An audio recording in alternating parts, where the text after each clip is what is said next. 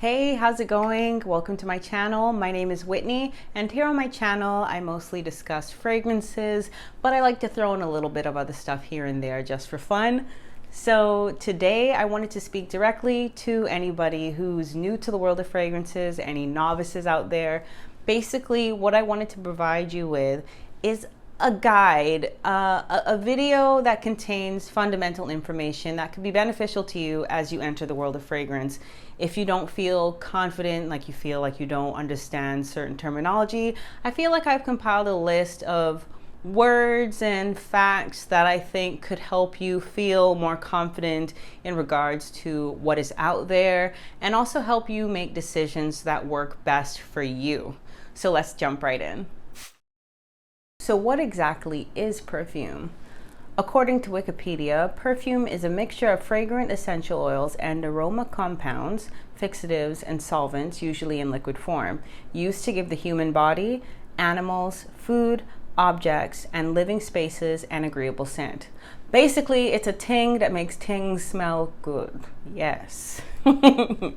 Where did it come from? So perfume is often credited to Egypt. It is commonly said to be attributed to the ancient Egyptians, who used naturally scented oils and substances to enhance their prayers, ceremonies, and rituals. Eventually, the sacred use of these scented materials made its way to their daily hygiene routines. So why is perfume synonymous with France?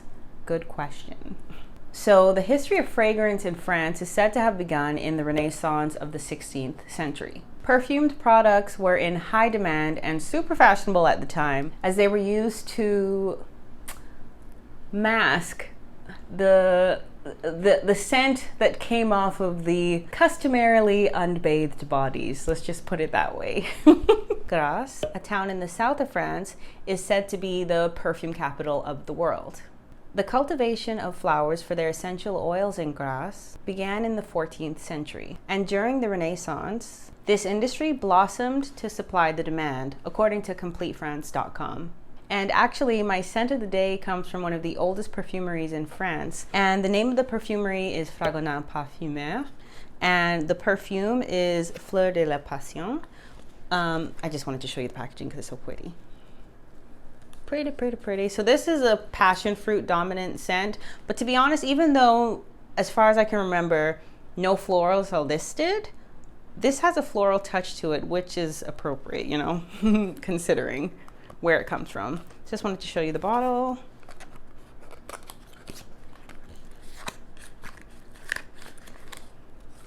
Very pretty.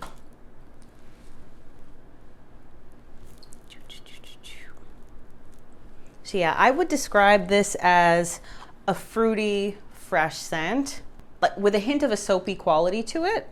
When I first smelled this, I thought of a rich aunt who dresses well, but she's a good time.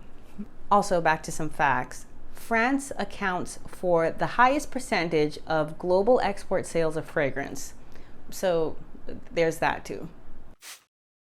So along the way, you're going to encounter some new words. A lot of them are going to be in French. So I wanted to share what I think are essential words that you're going to need to know to help guide you along this journey. Concentration refers to the percentage of oil in a fragrance's composition. In modern perfumery, perfumes are composed of the oil that provides the scent and a carrier alcohol. Side note, this percentage is often related to the actual strength of a perfume. So the higher percentage of perfume oil, the more potent the fragrance is, typically. So for the most common formulations, from the highest to lowest percentages, we have extract or extrait de parfum, which is 20 to 30% of the fragrance oil. We have perfume or parfum, which is 15 to 25%. We have eau de parfum, which is 8 to 15%. We have eau de toilette, which is 4 to 8%. We have eau de cologne, which is 2 to 4%. And last, we have eau fraîche, which is 1 to 3%. In perfumery, notes refer to the different scents that one can pick up on. To give you a good idea of what a note is, some commonly found notes are rose, orange, patchouli, and musk. So the perfume pyramid is a reference to the predominant notes that one can find in a fragrance. The perfume pyramid is broken down into top, middle, and base notes. The top or head notes are the opening of a fragrance's story and refer to the scents you smell immediately after spraying. Oftentimes, these notes set the tone for a fragrance and give you an idea of what to expect with a fragrance. Typically, top notes feature citruses like bergamot and lemon, light fruits like raspberry and pear, or herbaceous notes like mint and lavender. The middle or heart notes refer to the notes that are typically revealed once the top notes start to fade. The middle notes make up most of a fragrance's composition, even sometimes up to 80% of it. This is why the notes at the heart of a fragrance are typically more full-bodied, robust, and well-rounded than the top or base notes. Popular middle notes are florals like violet and jasmine, as well as aromatics like cinnamon and licorice. Even though base notes typically appear closer to the end of a fragrance, they play a significant role in the overall foundation of a fragrance. They add support to any lighter notes while adding depth to the overall composition. Base notes typically are the heaviest in a fragrance, and they tend to be the most long-lasting as well. You typically start to experience the base notes about half an hour into the lifespan of a fragrance. The base notes and the middle notes mingle together to create the fragrance's scent. Popular base notes include vanilla, amber, and sandalwood. Along with notes, accords are another way that fragrances can be described. However, accords are adjectives that describe the overall vibe of a perfume. Examples of popular accords are citrus, floral, sweet, fresh, and woody.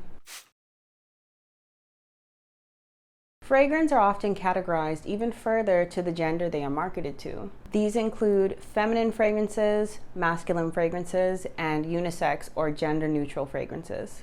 Now, personally, I think that all fragrances are genderless and any fragrance can be worn by anybody. So for me, when it comes to this kind of terminology, it's more of a suggestion of what to expect out of a fragrance, like what you can expect the fragrance to smell like.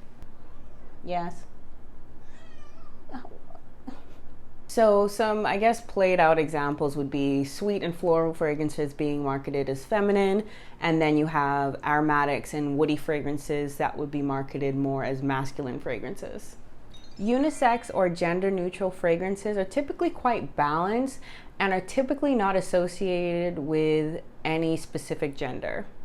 And again, honestly, I feel like it's the individual who wears the fragrance that makes the experience.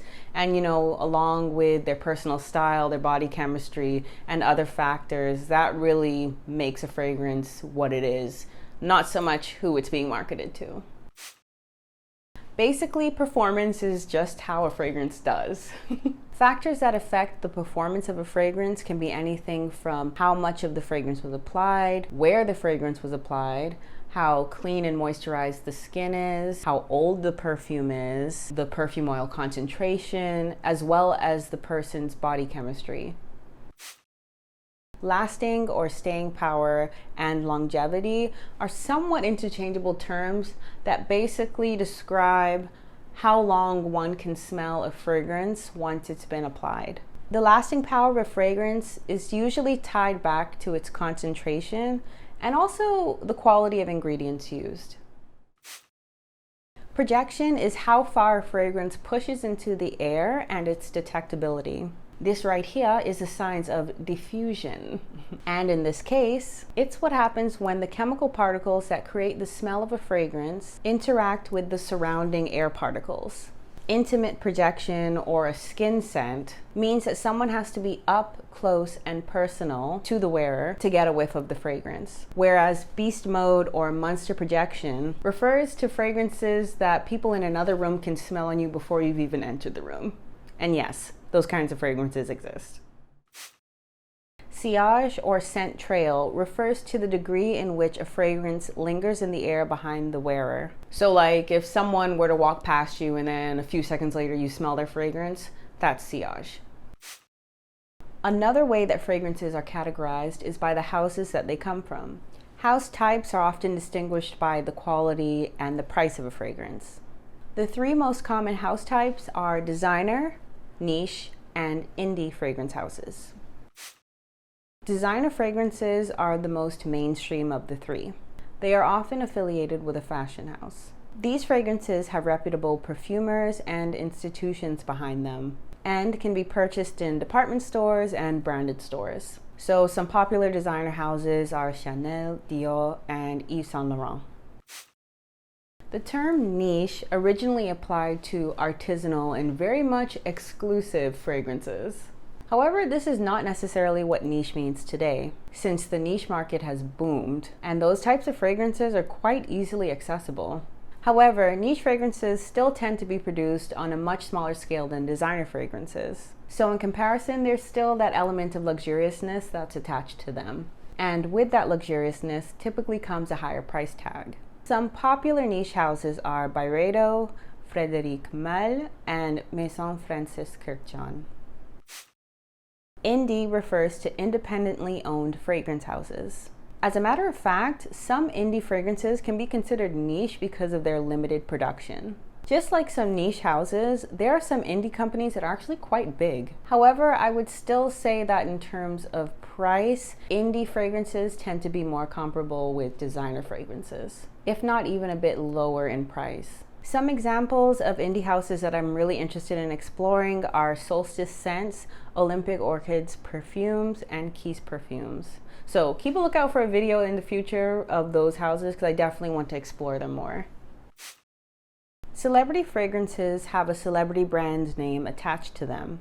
Rather than a designer fashion brand being behind them, they are usually backed by a reputable perfume institution. They are usually priced lower than designer fragrances and are the most accessible out of all of the house types discussed so far. And with celebrity fragrances, they're typically targeted towards a younger audience. But remember, that's just a suggestion. You can wear what you want no matter what your age is. Some of the most popular celebrity fragrance brands right now are Ariana Grande, Rihanna, and Jennifer Lopez. Dupe, clone, inspiration, or inspired by fragrance houses refer to fragrance houses that produce fragrances that are inspired by and intentionally replicate the scents of other, usually more popular designer, niche, sometimes even celebrity fragrances. Typically, these houses are quite open about their products being inspired by other fragrances. Fragrances from these kinds of houses are considerably less expensive than the fragrance they replicate, often making them a less expensive alternative to the original fragrance. Some popular dupe houses discussed in Fragcom or the fragrance community are Be Layered, Dossier, and Dua fragrances. One last category I want to discuss when it comes to describing a fragrance is seasons. Fragrances are often marketed to be worn in specific seasons. Sometimes the notes of a fragrance imply what season they were meant for.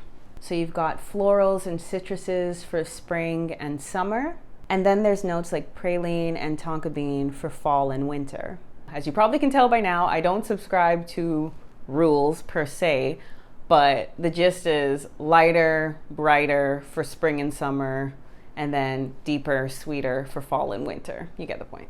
Of course, wear what you want when you want at your own discretion. So I just want to share some words with you that I encountered on my own journey that I feel could be beneficial to you.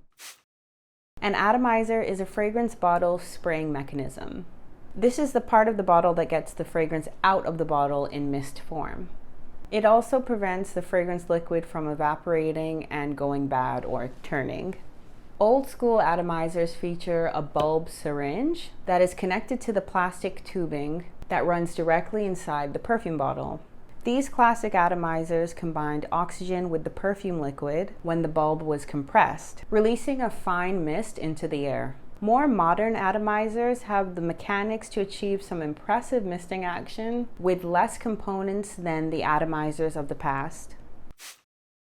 When someone speaks of blind buying a fragrance, they're referring to purchasing a fragrance that they've never smelled before. They may know all of the notes of a fragrance and have read lots of reviews on the fragrance, but they hadn't gotten their nose on it before actually buying it. Cloying refers to a fragrance that's so excessively sweet that it's headache-inducing. getting rid of fragrances in your collection. The scent results once all of the carrier alcohol has been evaporated and the truest form of the fragrance, consisting of mainly the base notes, is left. A flanker is a fragrance that shares similar attributes to a fragrance that is already launched from the same house. Gourmand is used to describe a fragrance that contains synthetic edible notes. Examples of gourmand notes that you can expect to find in fragrances are things like coffee, dark chocolate, honey, even cotton candy. And this is possibly my favorite fragrance category. I do enjoy smelling edible, yes. A collection of recently purchased fragrances. A heavy hitter is a nickname given to very strong fragrances. Heavy hitters in my perfume collection are the 2006 EDT version of Insolence by Guerlain and Elie Saab's Girl of Now. Juice refers to the liquid in a perfume bottle. Sometimes the color of the juice can give you an idea of how intense a fragrance is going to be. Layering fragrances is considered an art form. This is the process in which someone applies different fragrances on themselves to create a unique scent or to enhance a fragrance's particular notes or performance. When people are talking about the nose of a fragrance, they are affectionately referring to the fragrance's perfumer because of their exquisite sense of smell. A perfumer is an expert at creating fragrance compositions. The noses behind some of my favorite fragrances are Anne Flippo, Natalie Larson, Daphne Bouget, and Aurélien Guichard. All right, to be honest, when I first heard the word oud, I thought the person saying it was saying wood really weird. So I had to do some research because I was like, what are they talking about? But I wasn't that off. Oud is an intense tree resin that is prized in the Middle East and is commonly found in fragrances from that region. According to Fragrantica, oud in commercial perfumery is more than likely a synthetic recreation. So yes, now we on to the actual buying part. Yes. So I want to share some tips with you when you're out there buying fragrances. And these tips stem from my own personal journey and what I found worked well for me. So hopefully it can help you. When trying out fragrances in person, you have a wide range of options. You can check out department stores like Macy's or John Lewis, depending on where you live, that have extensive perfume departments, or general merchandise retailers like Target, which has a decent perfume selection and testers available for use. Now, of course, it all depends on where you live, but this is just to give you a general idea of where you can start when you're going to be trying out fragrances in person. So the benefit of trying out perfumes in retailers like department stores is that you have the sales assistants there to help you out. When trying out fragrances for the first time, I found it super helpful to write down my first impressions and my thoughts of a fragrance. Sometimes I'll write directly on the perfume blotter, but other times I'll either write it on some paper I have or even in the notes app on my phone. You can even do a voice recording if you want to. It actually really doesn't even matter how you record your thoughts. It's just important that you do. Because what I found worked for me is by keeping a record of what I thought, I didn't have to feel any sort of pressure to remember what I thought about a fragrance, you know? It was already there for me to refer back to. So I can just actually enjoy the process of trying and kind of write what I feel in the moment and then move on. And then later when I'm, reflecting, I have all the information there. I don't have to be like, what did that smell like? Did I like it? You know what I mean? So it just makes it a little bit easier for you to enjoy rather than add a level of confusion, I guess. Maybe even a little bit of pressure to try to remember what you were thinking. So yeah, I find that it helped me. Also, when you're testing out perfumes, I do encourage you to test on your skin whenever possible. Testing a perfume on your skin is a way more accurate way to see how a perfume works with you as opposed to smelling it from the tester strip or even your clothing. Also, testing on your skin allows you to see if you've got any allergies. Pulse points are the most common places to apply perfume. Some examples are your wrists and right behind your ears. For me, I prefer to use body parts that are easily accessible to my nose, so that's usually on my arms. And also, it's possible to go overboard. It's kind of frowned upon to apply multiple different fragrances on your skin, but I don't follow rules like that. But my suggestion is just to take it easy and just don't go crazy with it, because then you also don't want to get scent, you know, mingling so much where you can't actually distinguish one fragrance from the other. And that kind of defeats the purpose of, you know, figuring out if you like a specific fragrance, you know? If you don't want to or aren't able to try fragrances in person, another good option for you is to order samples and decants online. Sample vials can range from 1 ml to 3 ml. They come as either dabbers or with spray nozzles. Decants typically hold a larger volume of liquid and can typically range from 2 ml to 10 ml, but can be found in smaller and larger sizes. What's really great about samples and decants is that it's a relatively inexpensive way to test out a fragrance without having to commit to the purchase of a full-sized bottle. There are lots of websites that sell them. My suggestion would be to simply start with an online search of a fragrance you're interested in, followed by the word sample or decant, and see where it leads you. If you're in a physical department store, it's still possible for you to get samples of fragrances whether or not you make a purchase. So there is that option for you as well. So when I first started out, I did something even cheaper. I purchased a ton of perfume oils that were dupes of different fragrances. So the only thing is, typically these oils are not an official rendition of the fragrances they're an impression of. So you may or may not get an actual decent interpretation. But for me, what I found worked well about it was I was able to purchase a lot for not a lot of money, and it was able to help me explore and get to know what works well with me in terms of what smells I like. So what I did was I purchased a lot of oils just to explore different accords and notes, just to get a general idea of what it is that I liked. And anything that I didn't like, I gave away. But what I did like, I kept. And I actually use that in my routine on occasion. Depending on my mood, I'll use oils, whether or not I use them alone or to enhance a perfume that I'm wearing. So if you're just starting out and you have like no idea of where to begin, another option that could be affordable to you is by purchasing inexpensive body sprays from different stores and exploring different notes that way. What I like about this option is that typically the packaging includes all of the notes, so you don't really have to do extensive research outside of the actual physical product. And it's not like you're making a huge investment, you know? It's relatively inexpensive, but it also allows you to explore and almost train your nose to distinguish different notes, you know? The same fragrance can be purchased in a range of sizes, depending on the availability as well as the consumer's needs. Some common bottle sizes are 10 ml or 0.3 ounces, which is typically marketed as travel size, 30 ml or 1 ounce, 50 ml or 1.7 ounces, and 100 ml or 3.4 ounces. My personal recommendation would be to go with the smaller bottle sizes when you're first starting out, just because it's less of a financial investment.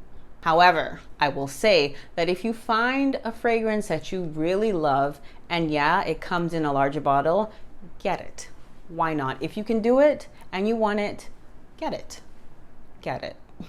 Something that I used to do when I first started getting into fragrances was to ask my friends and family what they thought of a fragrance that I was wearing. And sometimes people who were shopping next to me, I would go up to people and ask them how it smelled on me. You know, I would ask questions like, can you smell this? How does it smell? What does it smell like? Do you like it? But nowadays, I don't ask anyone's opinion because it doesn't really matter to me. It's really what I think. But at the start, yes, it was important for me to find out what other people thought, because I didn't know. I didn't know yet fully what it is that I liked, and hearing other people's opinions sometimes helped me to form my opinion, even if it wasn't the opinion of the people I asked the opinion of. Did that make sense? Yes. So for example, I was trying out a fragrance that I had been wanting to get for a long time. I thought that it was right up my alley, and I had sprayed it on myself, and I thought it was so beautiful. And there was a woman shopping near me, and I had asked her if she could smell the fragrance on me and tell me what she thought. And her reaction was kind of like a still like that. And she was like, it's okay. But I still got the fragrance. Even with her lackluster enthusiasm, I still got it. And you know why? Because I realized her lack of enthusiasm and my enthusiasm was enough for me to know that was something I should get, because it spoke to me and I felt good wearing it and I thought it smelled great. And again, it doesn't really matter what anyone thinks, but getting opinions, like I said earlier, can sometimes help you to formulate what it is. Well, actually, it helps to solidify or formulate, depending on where you are, your personal opinion of the fragrance that you're trying out. Another option I came up with was exploring the fragrance collections of your family and friends. That way you can try out fragrances for free. Also, just a side note, fragrances do have an expiration date, and this information is typically found on the packaging that the bottle came in. It's that little number that's inside of an open jar. So the information that is written on the jar refers to the shelf life of a product once it's been opened. But the unwritten rule of fragrance is that even if a fragrance is past its expiration, but it smells good still, you can still use it. But if a fragrance has started to turn, no matter how close or far away it is from its expiration date, don't apply it to your body if it smells off. The color of the juice of a fragrance is not necessarily an indication of whether or not a fragrance has gone bad either. So really, it's all based on how a fragrance smells. But again, use your own discretion, okay?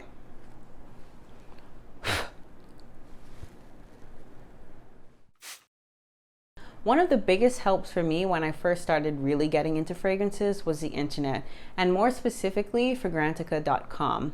Fragrantica.com is basically an online fragrance database where you can find pretty much any perfume that's ever been released onto market.